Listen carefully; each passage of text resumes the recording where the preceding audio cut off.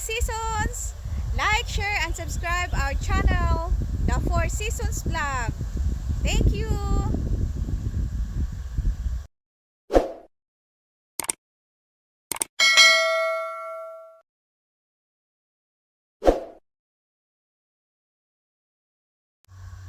Yan, magandang araw mga ka-seasons.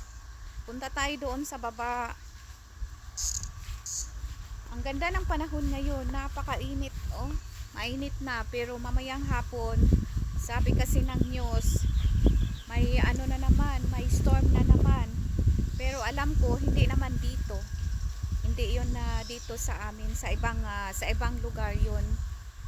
Pero good thing pa rin kasi hindi na ako magdidilig ng ng halaman. So, ayun, makakasave kami ng water sa pandilig ng halaman. So, good thing kasi sabi ng asawa ko pag mainit daw talaga. Mainit daw talaga dito kaya yun. May stock na rin kami na tubig sa drum ngayong summer. So, may magagamit pa rin kami kaunti pandidilig ng halaman. So, good thing din na may mga drum kami na magagamit. So, makakatulong din yan. Punta tayo ngayon sa baba. Punta tayo dito sa baba mga ka-seasons. Bisitahin natin yung mga tanom. Dito napaka napakataas na ng napakataas na ng damo dito. Kailangan na talaga tong tabasin. Pero ayaw ko dito pumunta kasi alam ko madami talaga ditong mga ahas. Lalo na ngayon napaka-piligro. Kaya yung asawa ko naghahanap ng magtatabas para dito sa na to. Sa lugar na to kasi nakikita nyo yung mga yellow dyan. Yung mga yellow na yan. Yan yung mga damo na yan. Papunta yan doon sa may dulo. Yan. Tatabasin yan at ipapakain sa baka, kabayo, kumakain yan sila ng ganyan. Pero napakataas na. Napakataas na ng damo diyan. Yan dito. Kasi nung one time kasi naglilinis kasi ako diyan pagkatapos ng winter. Pumunta ako doon sa dito sa sa labas ng na yan. Ito sa labas ng wire na to. Pumunta ako diyan. Wala pa akong alam na may mga ahas palang itim na nandyan sa sa nakaluko-luko ba, nagluko-luko diha sa kuan sa mga kuan sagbot diha sa kuan dahon. Wala pa akong alam na ganyan. Pumunta ako diyan, hala, linis ako ng linis. Oh my gosh. May ahas pala. Kaya simula noon, hindi na ako naglilinis na gamit ang kamay ko. Nagdadala ako lagi ng ng hoe para maano ko. Pero sabi ng asawa ko mabait naman daw yan, hindi naman daw magagat. Pero ayaw ko, takot pa rin ako sa ganyan. Kahit na mabait yan, ahas pa rin yan eh. Kaya hindi ako pumupunta dyan. Ayan, update natin sa ating mga pipino. Ayan na ating mga pipino. Paano na siya? Ito, ang ganda ng tubo dito kasi na siya, medyo malaki siya at saka hiyang. Hiyang siya dyan. Ayan, ayan maganda yung tubo niya dyan. Ayan ito namumukadkad na talaga siya. Ayan. Namumukadkad na yung pipino. Ayan siya. Ayan, papunta yan dyan doon sa sa baba. Ayan. So, ayan siya. Ito nilalagyan lang namin to bago magtanim. Nilalagyan namin ng fertilizer ang lupa. Nilagyan namin ng fertilizer pagkatapos tinatanim na yung pipino. Ito yung kinatatakutan ko din na mga ka-seasons kasi ito sa lupa na to may mga din may mga butas-butas din kaya Pag naglalakad ako, tinitingnan ko talaga kung may ano ba, may may ahas ba o ano bang ang nandyan sa ilalim. Yan. Ayan siya, papunta doon sa baba.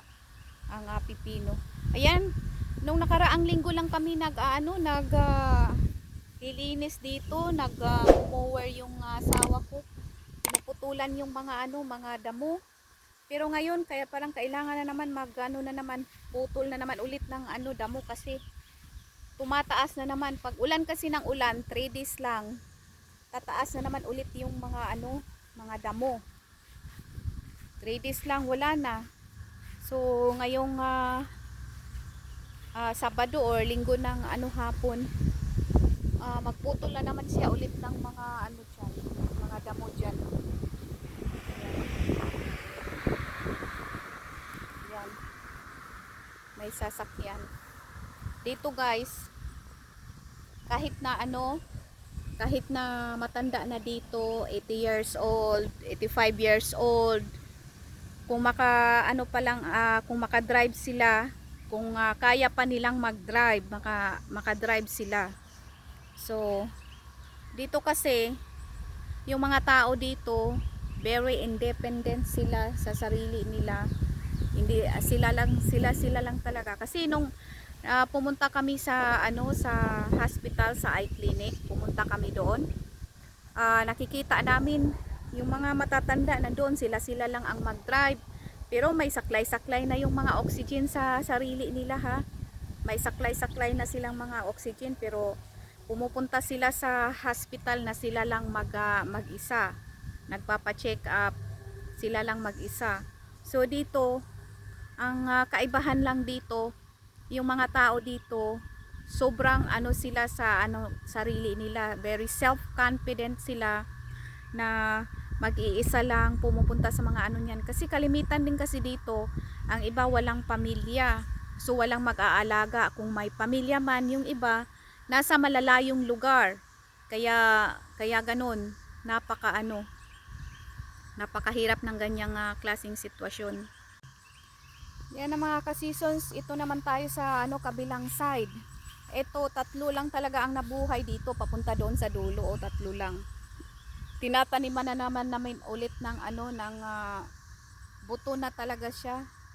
Buto ng pipino. So, yung tutubo yan dyan, maganda. Ayan, papunta doon sa may dulo. Kasi yung nakaraan na tinatanim ko dito, hindi siya 3 lang ang nabuhay. Yan siya. Yan siya oh. Yan. Ito yung to watermelon na yung yellow na watermelon. Ayan siya oh. Pipino yan. Ito pipino din to. Yan, pipino din yan siya. Yan. Wala na yung mga tunog ng mga kuliglig. Minsan sobrang ingay ang tunog ng kuliglig. Minsan naman wala. Pero ito, hindi siya gaanong matunog. Hindi siya gaanong maingay ngayon. Konti lang ang siguro mamaya yan, kasi may time na sobrang ingay, may time din na hindi maingay. So ganyan. Kasi siya mapuno, madaming puno. Pag madami kasing puno, maingay. Maraming mga sa Tagalog na tutubi, kuliglig. Yan, maraming ganyan. Pag mapuno. Yan, punta tayo doon sa kabila. Titingnan natin yung garden doon, kung anong itsura. Yan mga ka-season. So ayan yung garden. Nawawala na yung dyan, nawala na yung puti na nilagay ng asawa ko dyan sa mga dahon, kasi umulan siya, inulan. Yun, prevent yun na hindi makain mga ano, hindi makain ng mga kulisap yung dahon. Kasi minsan kasi kinakain nila yung uod ba? Uod. Kinakain nila yung ano dahon. Kaya nilalagyan ng asawa ko ng puti. Yung pang ano lagay ng panlagay sa dahon para hindi kakainin ng ano uod. Ayan na yun. Ayan yung ano ng garden. Napakaganda oh. Sobrang lago na doon sa may dulo. Yan yung ano kalabasa. Yan, namumunga na yan sila. Kalabasa, kamatis, pipino. Kalimitan dyan mga pipino. Sobrang dami ng pipino. Kalabasa, kamatis. 8 ano lang ang kamatis. Pero namumunga, halos namumunga na lahat sila. Kamatis, yan. Ito dito mga okra pa to. Yan mga okra pero hindi pa siya ano gaanong kalakihan. Mga maliliit pa lang sila oh. Pero very healthy. Makikita ko dito very healthy ang ano okra. Tumutubo na talaga sila. Ayan siguro mga 2 weeks or 3 weeks mula ngayon. Katangkad na yang okra na yan. Tatangkad na yan sila. Ayan. Kasi lalo na pag mag ano laging ulan dito. Punta tayo doon sa loob. Ayan. Nakaharang talaga siya. Kasi yung mga ano ba, mga deer pumupunta dito. Ayan oh. Nawala nang yung mga ano, nawala na talaga yung mga ano niya. Yung puti na nilagay para sa ano, para sa mga uod kasi kinakain yung ano kinakain yung ano ba dahon. Yan. Ayan siya. Sobrang lago. Ito mga pipino to dito sa gilid Malago tapos may mga bulaklak na yan sa ilalim. Kaya next week siguro baka pwede nang makakuha ng ano bunga. Next week or 2 weeks from now. Yan, napakaganda ng panahon mga ka-seasons. Sobrang init ngayon. Ayan, sobrang init ngayon pero mamaya to ulan na naman to.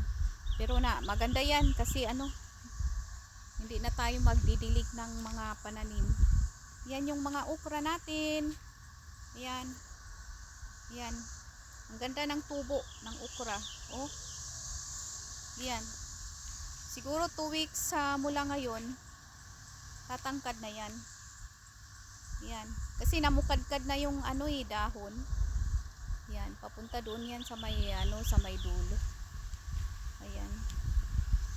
Ito yung black watermelon. Yan. Hindi ko akalain na tutubo din ang black watermelon dito sa katabi ng okra. Yan. Ang panahon na tag-ulan. Talaga to dito, nagbaha.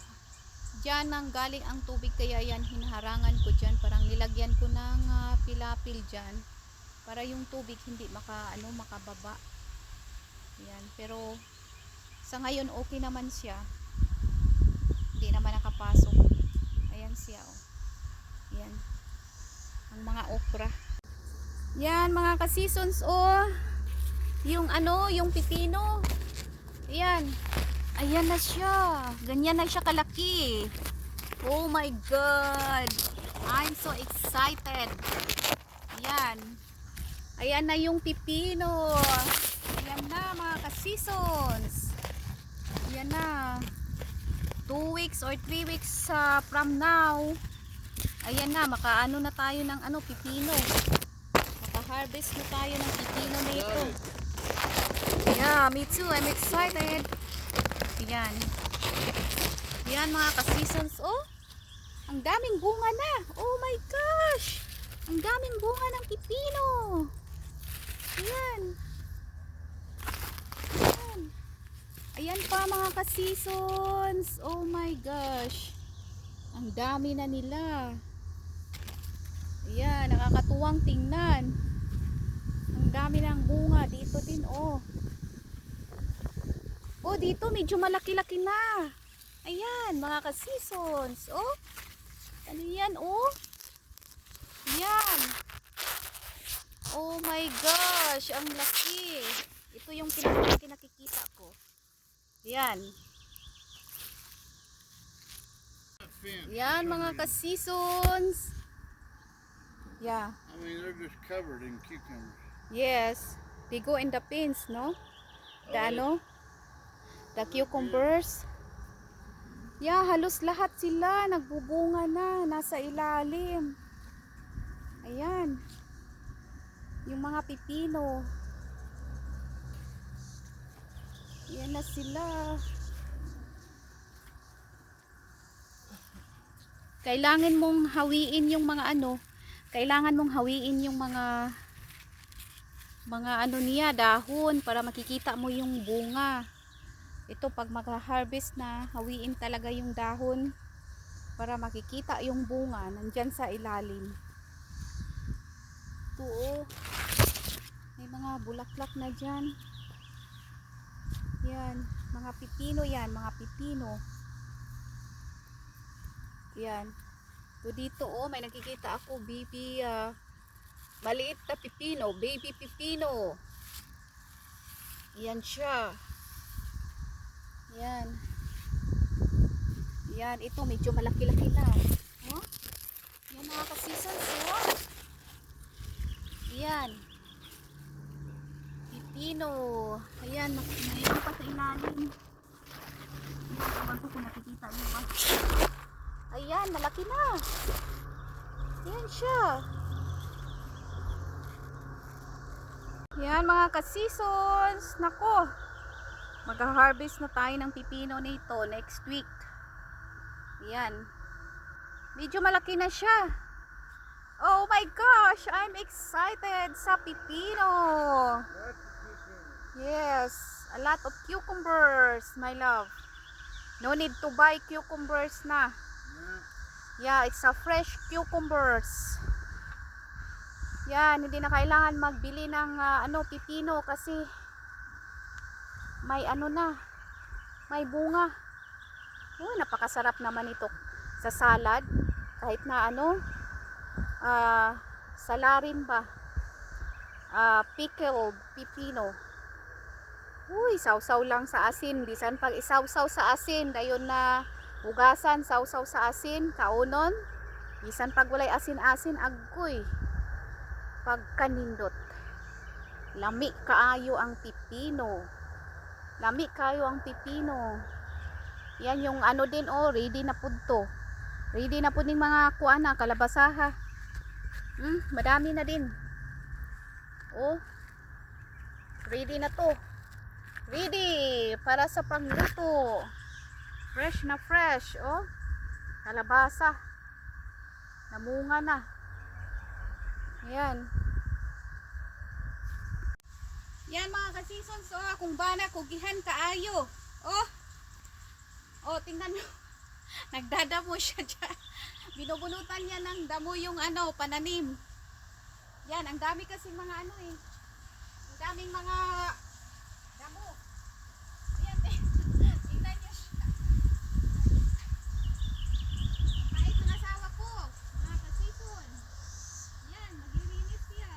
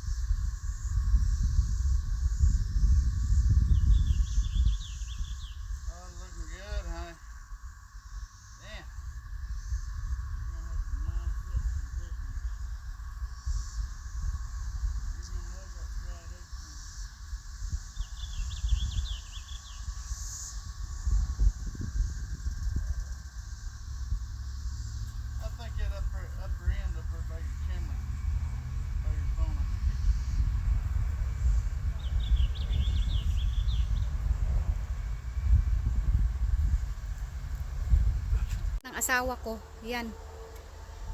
Yan. Naglilinis. Binubungkal niya yung mga gilid-gilid. Kinukuha yung mga damo diyan sa okrahan. Ayan. Yan. Gustong-gusto talaga niya yung mga gawain na ganyan eh. Yan, gardening. Ayan siya oh. Tinutulungan niya ako dito magdadamo. Nagbubunot ng damo, binubungkal niya diyan. Kasi may mga maliliit na na damo tumutubo. Pag malakas kasi ang ulan, mabilis tumubo yung mga damo-damo. Kaya kailangan talaga pag garden talaga kailangan maintenance, lilinisan yung mga mga damo, mabilis tumutubo. Yan siya diyan. Yan. Yan siya mga ka-season. Dinadamuhan namin, binubunutan ng damo. Yan. Binubunutan ng damo kasi ang dami-daming mga ang daming damo. Ayan pa oh, lilinisan pa namin yan. Dito. Yan. Mga ka-seasons, baka naman pwede pong papindot sa subscribe button at pakiring na rin sa notification bell para updated kayo sa channel namin, The 4 Seasons Vlog. Pa-subscribe please, and thank you for watching our channel.